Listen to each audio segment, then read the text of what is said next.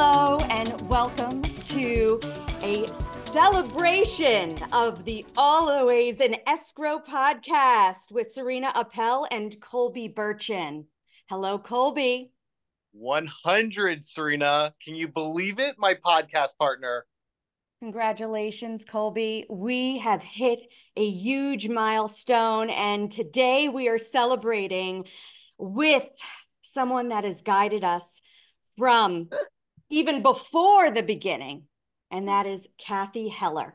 She is a dynamic force in the world of energy and manifestation. As the host of the Cathy Heller podcast, she explores truths and insights that empower her audience.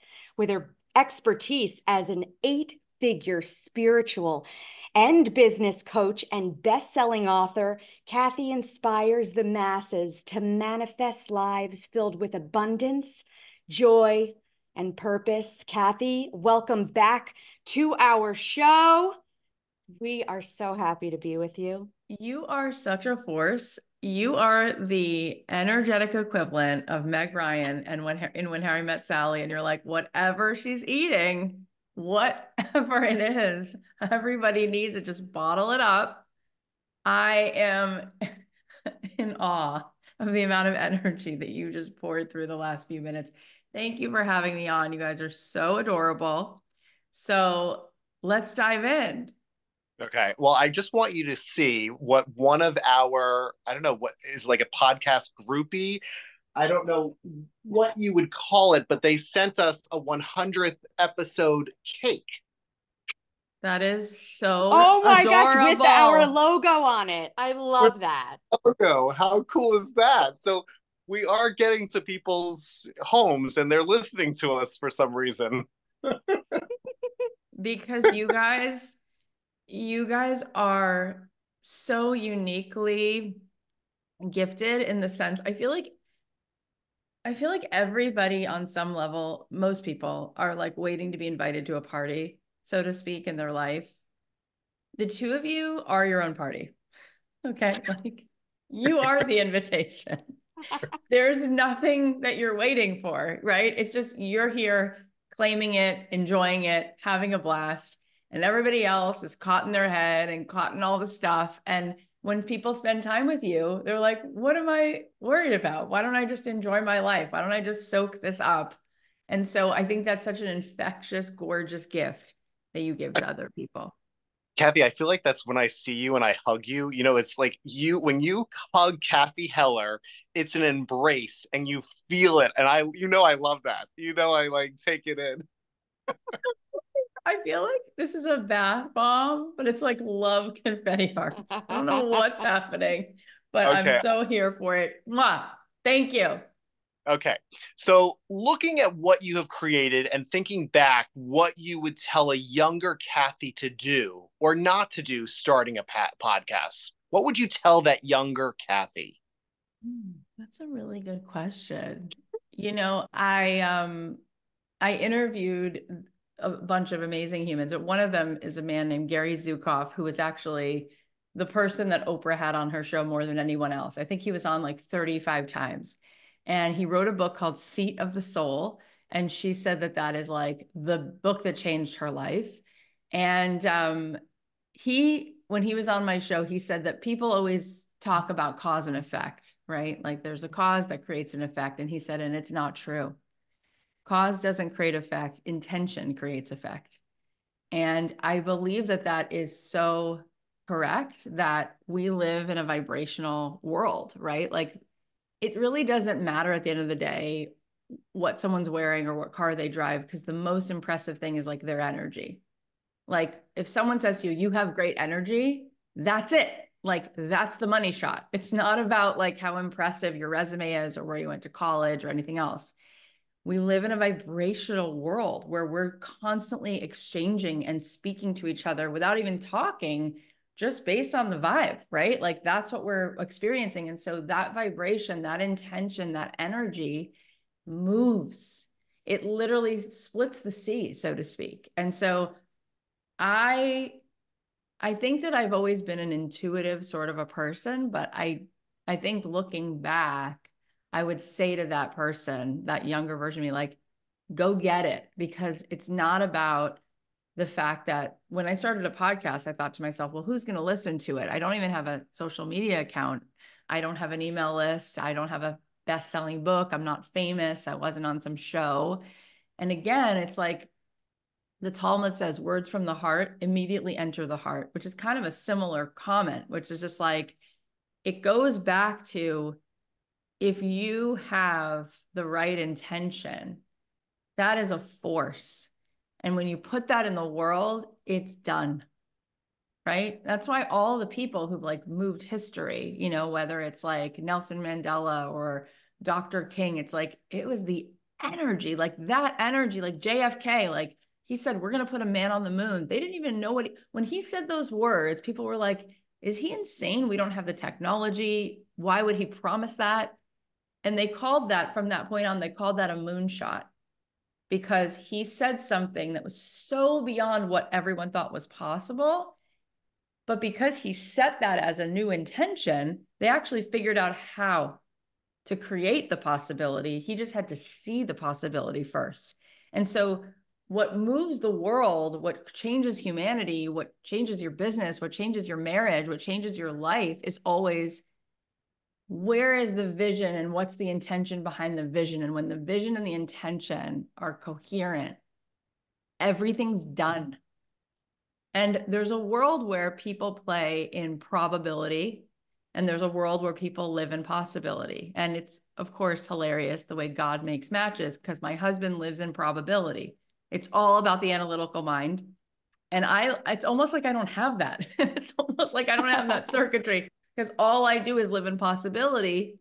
Right. And when you think about the things that we actually crave, nobody's actually craving what's most probable, because we want something new and mystical and awesome to happen to us that feels like synchronicity, that feels like what blows your hair back. Like, I mean, Colby, even when I met you, it was like, I met you through a friend. And then I remember when you showed me, not that this is like the end all be all, but I remember when you showed me the area, Boca Bridges, I was like, what is this? I grew up here. This didn't exist. It was like Michael J. Fox going back to whatever that land was where he lived, right? I'm like, this isn't here. This wasn't here. This was fields. And all of a sudden it was like everything that I had dreamed or hoped would be made manifest somehow dropped into the middle of Boca. I was like, they put this here and it's already here and it's a third of the price of Los Angeles. Like, but all those things, those are the coolest moments. The moments where you go, what?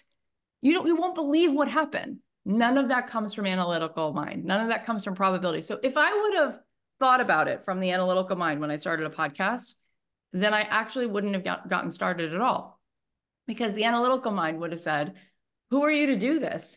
You don't have any of the things created in order to have an audience. And how are you going to get an audience when all these other people already have 50 million listeners, 100 million? You're going to be Joe Rogan. It's like little drops in a bucket. Like, it's never going to happen. But then when you go, wait a minute, if what's within Joe Rogan or whoever it is, not that I'm like his biggest fan, I'm saying whoever it is, if what's happening is a current of energy, then we all can tap into that same current. It's almost like if you have a Tesla, right? Every Tesla has the same equipment. Well, some people just might take it to the grocery store every day. My grandmother, this is a true story. She lived in Boca. She sold her car when she had to like give up driving. It was like a little Volvo. And she had owned that car for like 18 years. It had 12,000 miles on it. You know why? Because she drove to Albertsons, which she didn't call Albertsons. She called it Albertson for whatever reason. She had her like, she could remember it the wrong way, but she didn't call Seinfeld Seinfeld. She called it the Steinfeld Show with a T. She remembered things the way she remembered them. But the point is, she used that car to go to the grocery store in Loggers Run, 2 miles from her house, like twice a week. Some other people would use that car to like drive their kids to Gainesville to school. They'd take road trips. What I'm saying is we all have the same equipment. It's like we all have a Tesla parked in our driveway, so to speak. We're just not necessarily turning it on and firing it up. So what does Joe Rogan have over you? Nothing. He's got the same technology. In fact, I'll say one last thing about Joe Rogan. When I was first starting out, I had an agent friend in Hollywood, and I said to her, why do you think Joe Rogan's so popular? This was like 8 years ago. I was like, I couldn't get it. I was like scratching my head. I kind of see now more why. But at the time, I didn't really get it. And he was the biggest podcaster, and I think he probably still is. And she said, oh, I know why he's so successful. I said, what? She said, he's unapologetic. I said, what does that mean? She goes, he just is who he is. It's authenticity. Right. Even if Yep. people don't agree with him, even if he's just a dude, he's who he is.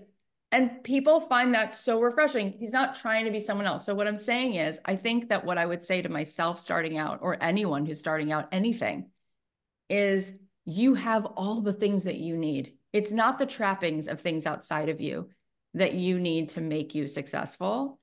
It's harnessing the power that is being authentically and whatever is most enthusiastic, most passionate, most brave, most bold in you, that power, that intention, that energy will create everything in your life. And you don't need somebody else's permission, and you don't need something to happen in order for you to set the world on fire. You just need to show up. And most of the time, people don't even know they have. It's like going to the Wizard of Oz and there's no wizard. Right. And that's the story, you know? My stepmom, they live in Boca, my stepmom and dad, she just told me this morning she was really disappointed because my dad has cancer.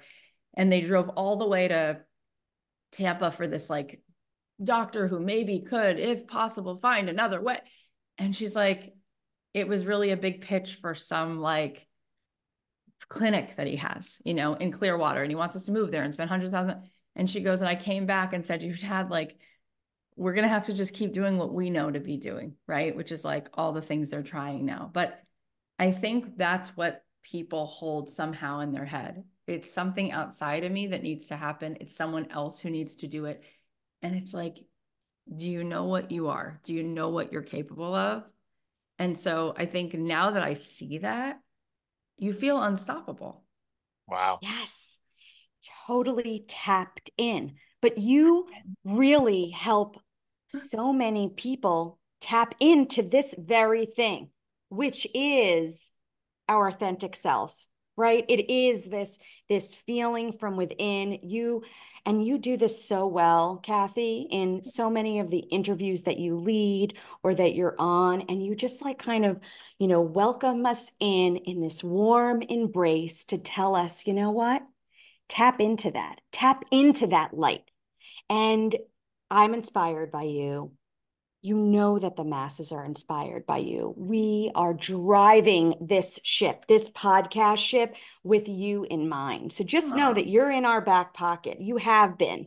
You are kind of this light that shines from within us, because this speaks to us, because we are being our authentic selves, Colby and I, right now. The friendship that we had, that we formed when we were teens, is still, well, it's even stronger than it was, it's because honestly the coolest thing about both of you.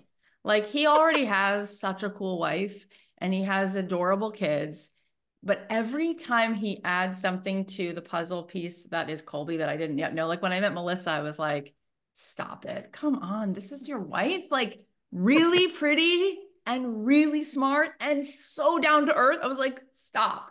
Okay, that's your wife. That's who you chose. What a baller move to choose that kind of person. God, that's so cool. You know, you could have chosen just some cute girl who like doesn't have any like, she's so smart and she's so pretty and she's so kind and she's not full of herself, and she could be because she's got it all going on. And then he's raising these twins and this little girl and he's working so hard, and it's just like, okay. And so every puzzle piece, I'm like, I thought I respected you at like 10 out of 10, but then I'm like, no, that's really impressive. Then I meet you and I'm like, this is who you've been. And that's really cool because it's not like, oh, you grew into this, so you chose a really cool wife. No, this was the girl you chose as your ride or die. It like makes me verklempt. That says so much about this kid who grew up in Coral Springs, who knew like, I know what's valuable. And it's like this sweet, cool girl who can like really hear me and really get me. And I always say, because my husband has a sister, he doesn't have any brothers, the guys I've always dated were guys who had close female friends or sisters who or loved their mothers, right? Because it makes you so whole. And I know you also are really close with your mom. And it's like that is all part of you. And I love it, honestly. And it makes you a good dresser. So He dresses us. He has such an eye for style and design. I I mean, love Colby it. is my So go-to. I mean, he just nails it every time. I don't know how you do it, babe, but you do it. So I'm going to go back to the question while my head exploded just now. How can podcasting, Cathy, how can podcasting enhance manifestation journeys and amplify messages from idea to empire? oh, love that question. And I love how you interview like Anderson Cooper or Chris Cuomo, whoever the hell you are. I love you coming with these great questions. So here's what I would say is podcasting. First of all, here's the good news that you're already podcasting. It is still the wild, wild west. Like we haven't even gotten started. I had a meeting with Apple recently, and they said they have yet to even start really marketing and branding podcasting, that most Apple Watch users or Apple iPhone users don't even know the podcast app is native to the phone. Yeah. So it hasn't even started yet, which is really exciting. But what I would say is right now in this landscape of the world, there is content everywhere. We are all addicted to our phones, whether we want to believe it that we are or not, we are. Right. We're constantly on it and we're constantly consuming all the different stimulation of all the different reels and YouTubes and things. However, what we are deeply craving every time we look at that phone, we're all craving the same thing, which is intimacy, connection. And Yes. podcasting is the only form of content that is deep. We're going to go deep. So if you listen, if you look at data for YouTube, if somebody watches a YouTube video for 5 seconds, that's considered a victory, right? In fact, they just did a study of human beings and they found that a goldfish has an attention span of 9 seconds, and a human being has an attention span of 8 seconds now because of how we're just overly stimulated. So along comes podcasting, which is such a disruptor, because what it's saying is, I know that there's all this stuff being thrown at you all the time, and it's like a little hit of dopamine, but I know that what you really crave is deep connection. That's what human beings crave most, is deep belonging and deep connection. So if you are one of those people, come over here because we're going to have a long conversation. It's going to be 15, 20, 45 minutes. It's going to be an hour. And so what we see is that even though fewer people listen to podcasts than people who are on in TikTok or whatever it is, it's a deep engagement. And what we come to know is that engagement is what matters, not the vanity metrics. And so a friend of mine who's really a mentor to me, Seth Godin, said, who do you think was more successful, Taylor Swift or the Grateful Dead? And I'm like, Taylor Swift. And he was like, well, let me show you some interesting data. He said people who call themselves Swifties, right? Like, oh my God, they went to see her in concert. They have all her albums, right? He goes, people who loved the Grateful Dead went to 500 Dead shows. It became their whole life. They don't have 3 records. They have every record. They have the B-sides. They go on caravans. All their friends, their whole life is the Grateful Dead. It's like, it's not like, oh, I like the music. It's like, this is their life. It's obsession. So I don't even know a Grateful Dead song. So that's not necessarily the point I'm making, that I'm a fan of theirs, but the point is a really good point. All the more so because I'm not a fan of theirs, and all the more so because they were never on the radio. So what he was saying is, what the Grateful Dead did is, while everybody else was trying to be Vanilla Ice Cream and trying to get everyone to know them and trying to get the popular vote, they said, we're going to get a smaller group of people to be completely obsessed with us. And we're going to make a deeper impact rather than trying to touch everywhere, kinda. So what podcasting does is says, instead of trying to be everything to everyone, what I'm going to do is I'm going to create the most engagement and the biggest impact. And if you look at your life, it's kind of like, I saw on Instagram, somebody posted, there's 8 billion people in the world, but I have 5 friends. And it's true, right? Like, we all know thousands of people over the course of our life. And really, when it comes down to it, you have a small circle. Like, who do you actually talk to, even in in over a month's time? Like the same 10 people. So do you want something that's good for your ego, where it's like, I'm trying to impress lots and lots of people? Or are you really looking to build something really impactful, which means I'm going to go deep? And the people who listen are people who feel really heard by me. And there's a dialogue happening here. Like, the reason we talked about, Joe Rogan, but any podcaster that's successful, any person in history that's successful, it's because it's not a monologue. It's a dialogue. And people feel that this person really gets them, is really listening, right? And that only happens through relationship. And who do people want to be in relation with? People they know, like, and trust. How do you know, like, and trust someone who you just see like 90-second reels from all the time? Because you can fake that. You can curate that. You can overly curate that. But if somebody's raw and shows up for 45 minutes every week and you've been listening, they will send you a cake because they feel like they got to your heart. And they feel like over time, you've been listening and getting the feedback of what they're really hearing and what they really want. And it's a completely, it's like the kids in high school who try to get the popular vote. And who the hell knows what kind of experience they have in high school if that's what they're in it for, versus the kids like us who made friendships like this that last forever. Connections. It's that Deep, deep connection. Wow. Truly, truly deep connections. And thank you, Cathy, for going deep and for the conversations that you have that are guiding this. You're really putting this into action for everybody that listens already and everybody else that is going to be listening to come. Like, this is what Cathy does on the daily. And that I admire that so much, but I also believe that what we intend to do and always is authentically go behind the scenes with all of our guests on our show. And this is such a special moment, even with you, that we get to just hear it's us. It's in this little, conversation, this little circle Exactly. right now. And I feel so protected. And I also feel so supported already that we can ask you anything. And we do want to ask you about, manifesting the dreams in your life and what you're manifesting right now. Is that something that you would share with us? Oh Or, my God, of course. kind to explain what it is that, you guide so many, you guide this, kind of journey to manifestation. But what is it in your life Oh my that gosh. you're I mean, manifesting now? I love the conversation, and it's extra cool because not only does Colby know us, my family, but he also knows where I grew up.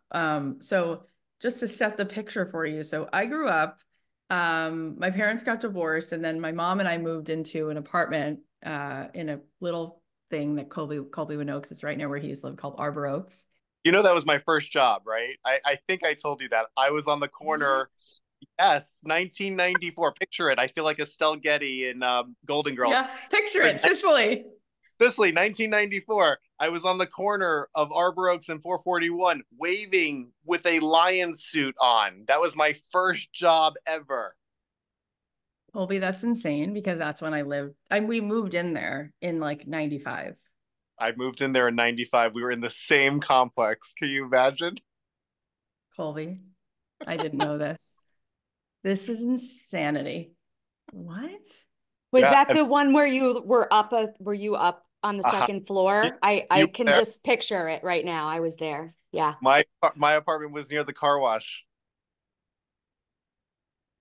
I don't know what's happening right now. This is insane. Okay, so my mom and I moved in there when my parents got divorced, and I used to work at Blockbuster Video, which was like one and a Yeah, half blocks away. not even. Not even. And I heard my mom falling into like the black abyss of life. She was so depressed. My parents had broken up. My dad had cheated. He was with somebody else. And they were living in Boca Chase, him and his new wife. And one night my mom tried to commit suicide. I mean, this is like so sad. And I got in her car and I drove to Boca Chase down Kane Boulevard, which was really dark at the time. Weren't as many developments. And I got to his house and I knocked on the door and it was like 9:30. And I was like, I need your help. And I tried to explain the story and I was like completely, upset. And he said, the only thing he said to me was, the kids are asleep. Her kids are asleep. You can't come here after 9 o'clock. And I got back in the car and I drove back down Kane Boulevard and I just didn't want to do life anymore. I was like done. And I asked, for some reason, I had no connection to God or anything at that point. But I was like, God, if you're here, like, I need you to get me home because like I'm out. I'm out. And I say that because I want people to get it. Like, I grew up and the way that I felt in that moment was like bottom of the barrel, And what wound up happening is, through a series of beautiful events, I wound up going to Israel after college. And there's so many cool coincidences that happened between that moment and then, but let's just skip ahead. So I go to Jerusalem and I'm supposed to be there for 3 weeks. And I wind up meeting this rabbi who lived in the old city of Jerusalem with his 7 beautiful children. And they invite me for Shabbat dinner. And I've never been to a Shabbat dinner. And I watch him blessing his children and the tears are pouring down my face. And I've never felt that feeling before.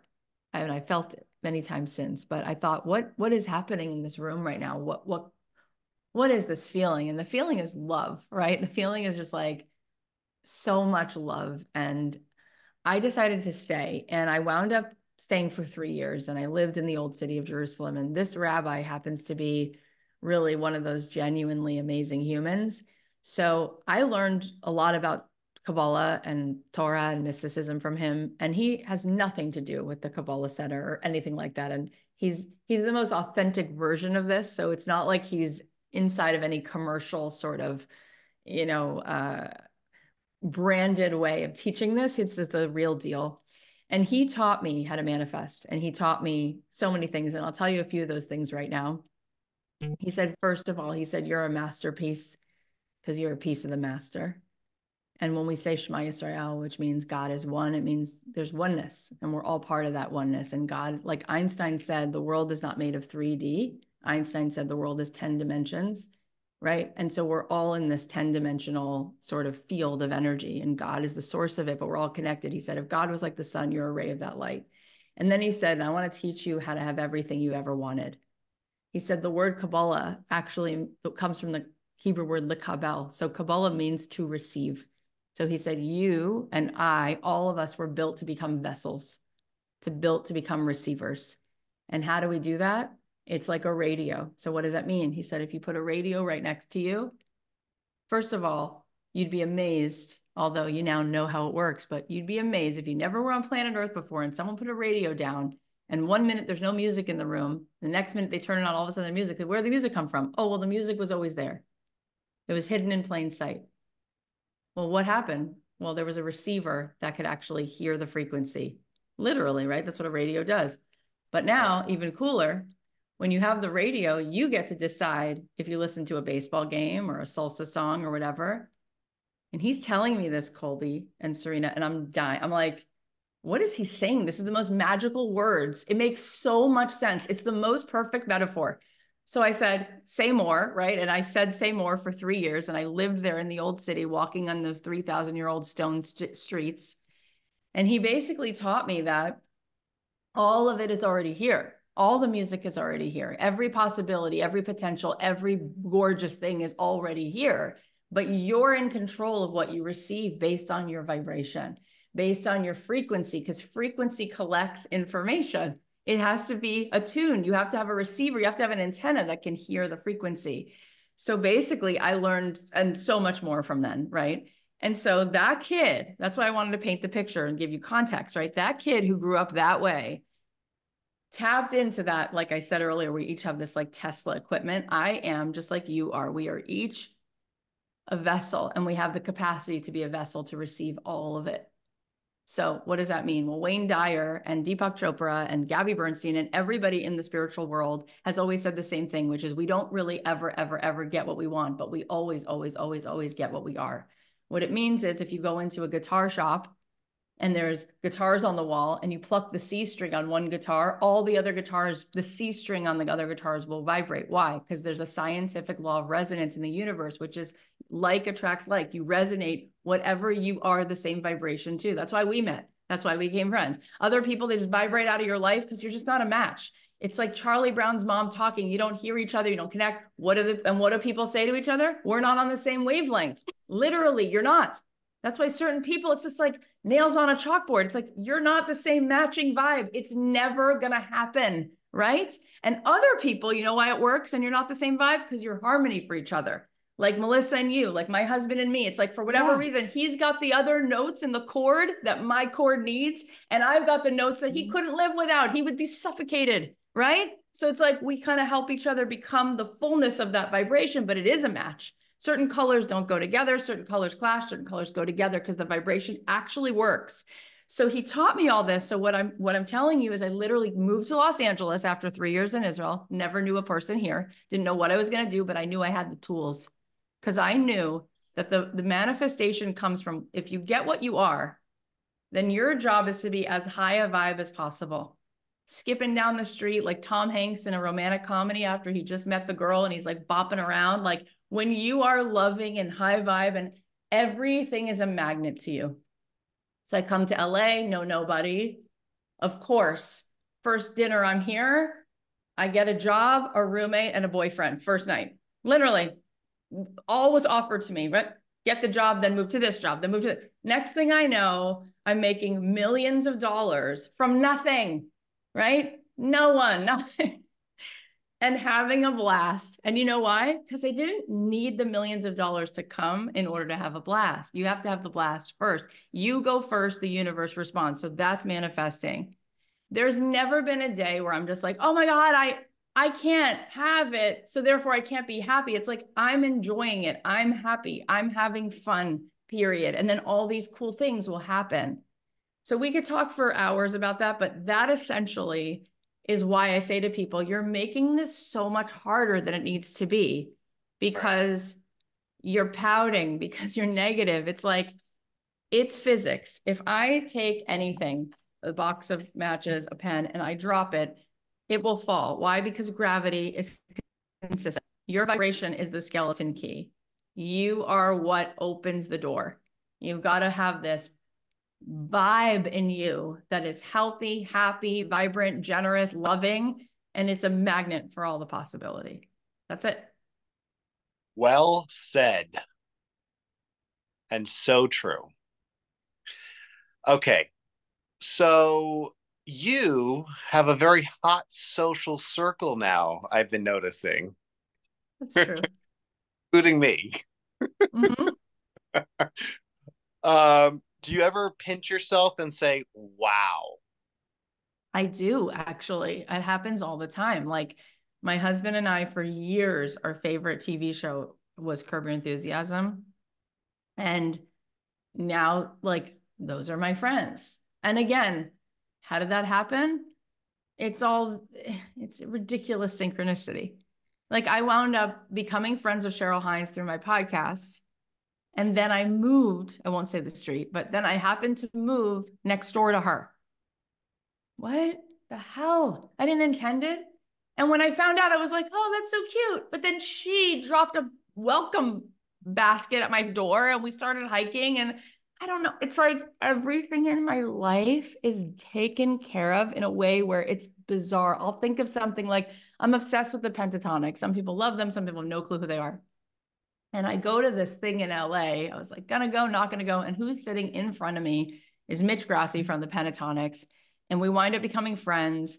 And I'm like, of course I would bump into you in my life because I'm obsessed with you, right? It's like, of course that's gonna happen. So yeah, it's really fun, but sometimes it is weird. Like a couple weeks ago, Jenny Garth was at my house. She's a friend of mine.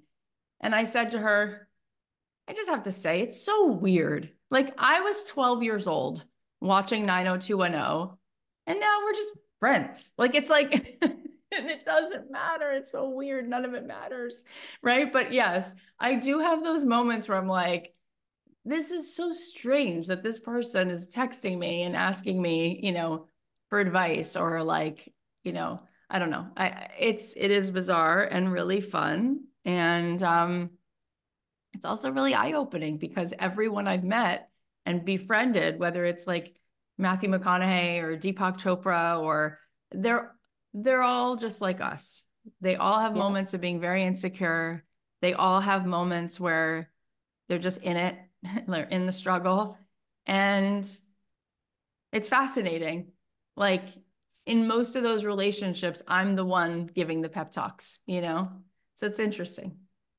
I will tell you this. It is a very interesting, funny story. We were filming with supermodel Carol Alt, who we dropped her episode last night, and she was having technical difficulty with our podcast. And I said, Carol, where are you right now? She's like, I'm in Lower Manhattan. I'm like, I will send someone right to you, and that person is Serena because she's on the Upper East Side. And Serena went, they did the podcast together. And Serena, I'll tell you, was it one of your highlights of your life? Oh, yeah. To be in her presence. I mean, here's a supermodel that I grew up, looking at on all of these covers. And now she exudes vitality and she's so gorgeous inside and out. She wanted to share about her raw food diet lifestyle. I love And it was that. incredible being in her home and being right next to her. It was a pinch me moment. It definitely was. She gave Serena muffins to take home. It's bizarre. You know, because of Cheryl, I've become really close with Bobby Kennedy. So Yeah. we hosted his birthday party and Kelsey Grammer was here and the two of them were playing with my cat. And I was like, this is hilarious. Like Bobby Kennedy and Kelsey Grammer and Adam Carolla are hanging out with my cat. Like, where'd you get the cat? Like, can we? And I'm like, this cat doesn't know how good he has it right now. This cat is clueless. So who these people doesn't care. Oh my God. And Alicia Silverstone and I co-hosted it. And Adam Carolla was like, you couldn't have given me real meat because she's a vegan. So I wanted to respect Alicia because like that's what she had asked. And then he's like, I'm dying, I'm starving, and you're giving me bird food. It was hilarious. Like my life is hilarious. I can't, it's weird. It's amazing. Okay, so I want to ask you because I know you're gonna like just tell me the truth with this. Do you think men get you as much as women do? No. I mean, no, probably not. Our audience is like 99% women. Yeah. Although I think probably just because in general, men tend to be more in their analytical mind. They're not as interested in woo. They're not as interested. Um, but what's fascinating is like, so many of the most amazing humans who moved humanity forward, whether it's Moses or the Buddha, or they were all men, you know what I mean? So it's like, I'm not saying that there weren't women along the way who could like tap into this potent spiritual consciousness, but look at Einstein. I mean, this guy didn't have any feet on the ground, you know? And for years, people thought he was just like, there was majorly mentally like, unwell. It's like, no, it turns out he could see past what we could just see, right? It turns out it was all the most incredible science that no one's even come close since then. So I think it's all there. I just think that men also in general are fed and taught to grow up to care about certain things, prioritize certain things, and do things a certain way. But when they open up, I mean, some of the most amazing guides and yoga teachers are men, like there's a way. And that's why I said, I think it's amazing that you've always surrounded yourself with strong women because I think you're much more whole. And therefore, I think that's part of your success is you could tap into the balance, right? Doing things from both a masculine, because we all have the ability to be both spiritual and also structured. And we need both. And I think men are taught to like focus on the structure, on things, how things look a certain way and do them a certain way. And it then denies them their creativity a little bit or their bigger power, right? So yes, I think most of the time, no, it's mostly women that would tune in and get me. I could talk to you all day. I just have let's do one last question and we'll get you out of here. Tell us about your upcoming Her Turn to Podcast Summit. Oh, that's so sweet that you would ask. So yes, we're doing a 2-day summit for about 400 people who are going to fly into Los Angeles May 20th and 21st. And the reason we're doing it, a couple of reasons. Number one, based on what we just said, I wanted to create a format for women to come to learn about podcasting, not just so that they know about podcasting, because there's a lot of podcasting conferences now, but that they learn how to do it in a way that feels authentic to how they want to be in business, right? Just because for a long time, let's say men, because we're generalizing, have like created a workforce where like you hustle and you work from 9 to 5. Well, who says that that's like the way you have to do it, right? And who says you can't find a way to actually get further with less hustle and a little more alignment, right? More potent energy, more potent intention, and less of the hustle. And I think that we're learning actually since COVID disrupted things that actually the 9 to 5 grind isn't actually creating as much productivity as people having balance, being home a little bit more, which is a little bit more of what I'm saying. And so I think it's time for women to be reminded of like, if you want to be in the workforce, how do you do that in a way where it doesn't feel like work, but it actually feels like you're just more powerful, right? They say the most wealthy people don't work in their business, they work on their business, right? It's more about looking with the drone view and coming up with better ideas than grinding it out. So that's really why we're doing a podcast conference for women who want to be in the podcasting space and learn it through a lens like that. And the other reason we're doing it is because I'm debuting my new name of my podcast, which we're going to reveal what the new name of it basically is going to. My book is coming out in December. It's called Abundant Ever After. It's all about manifestation. And the podcast is going to be called Abundant Ever After. So we're just changing the artwork, changing the titles. We're revealing that. We wanted a place to reveal that. So that's why we're having the conference. Amazing. Amazing. Amazing who you have on that roster. Amazing what you put out there to all of us to receive. And thank you, Cathy, for joining us. We love you so much.